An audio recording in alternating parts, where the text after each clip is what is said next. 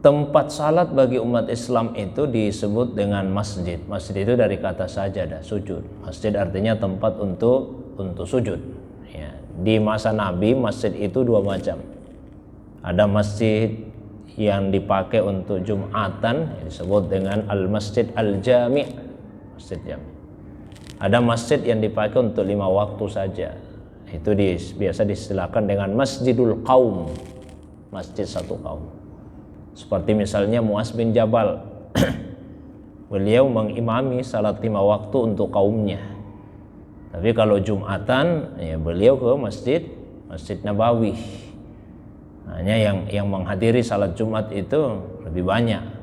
Karena kalau 5 waktu ya masing-masing kaum di tempatnya. Tapi begitu Jumatan, mereka semua ke Masjid Nabawi. Apalagi ketika salat Id, Idul Fitri dan Idul Adha, yang dari pedalaman pun, dari gunung-gunung apa semua turun itu masuk ke kota.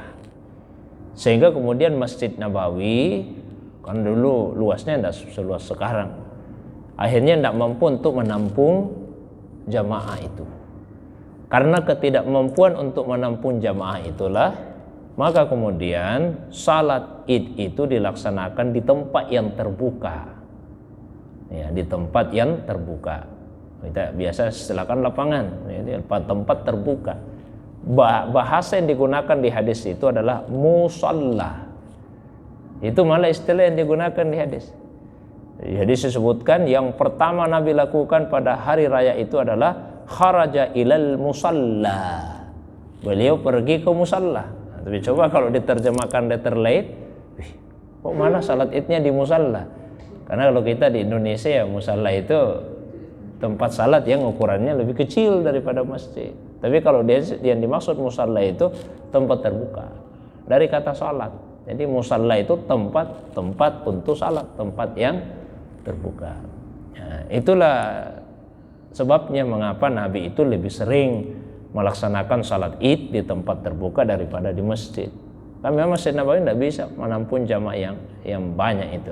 Maka dilaksanakan di tempat yang terbuka, kecuali pada suatu waktu ketika hujan ya, maka kemudian dilaksanakan di dalam masjid. Tapi semua ulama sepakat salat Id boleh dilaksanakan di masjid yang ada bangunannya yang tertutup, bisa dilaksanakan di musalla, di tempat yang terbuka tanpa ada bangunannya, boleh dilaksanakan di situ. Yang berbeda pendapat ulama kita yaitu mana yang lebih baik. Di situ saja perbedaannya ulama, mana ini yang lebih baik. Ya, sepakat ulama kalau untuk penduduk Makkah lebih baik di Masjidil Haram karena keutamaan Masjidil Haram. Sepakat juga ulama kalau masjid sempit tidak bisa menampung jamaah yang banyak, ya, tidak bisa menampung satu kaum di situ, maka lebih baik di tempat yang terbuka. Nah, yang beda pendapat ulama kalau misalnya masjidnya itu luas, sebetulnya luas itu masjid bisa menampung banyak jamaah, bisa menampung semua warga di situ. Nah, ini lebih baik yang mana? Lebih baik di masjidnya atau lebih baik di lapangannya? Sebagian besar ulama berpendapat tetap lebih baik di tempat terbuka dengan alasan tadi Nabi lebih sering melakukan di tempat terbuka. Tapi kalau dalam mazhab Syafi'i tidak, tetap lebih baik di masjid. Mazhab Syafi'i. Ya, adapun mengapa Nabi lebih sering melakukan di tempat terbuka, yaitu karena tadi di masa Nabi Masjid Nabawi tidak bisa menampung semua jamaah. Kan idealnya Muhammad, ini idealnya sebetulnya dalam satu wilayah itu dipusatkan saja di satu tempat. Ya paling tidak katakanlah misalnya kita ini di perumahan sini kan di Bulorokan kan 3 masjid Pak barangkali di 3 ya. Idealnya itu satu tempat semua, satu tempat. Tapi kan tiap-tiap masjid mungkin mau semua di masjidnya ya boleh saja. Tapi idealnya seperti itu. Nah, ketika tidak mampu maka di tempat yang terbuka lah. Tempat terbuka itu di mana saja. Ya mau di lapangan, di pekarangan apa misalnya kalau ada hotel yang luas pekarangannya, tapi jangan di dalam apa namanya di dalam kasarnya apa istilahnya itu aula ya aula audit apa ballroomnya di situ ya.